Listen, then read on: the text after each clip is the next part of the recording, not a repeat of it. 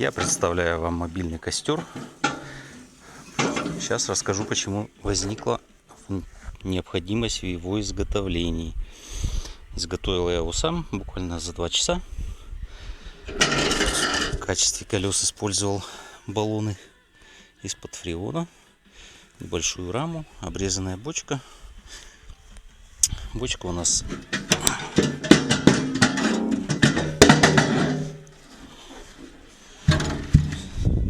снимается, чтобы высыпать золу.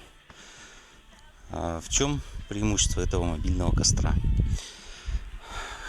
Когда сидишь вечером, жаришь сосиски, греешься около костра, он выжигает траву. Остаются пятна, которые не зарастают потом по несколько лет, скажем так, по много лет. Это некрасиво, не эстетично. И я решил сделать из старых баллонов вот такой вот у меня склад. Вот такую вот конструкцию. Просто, дешево, но очень хитро. Всем привет, пока.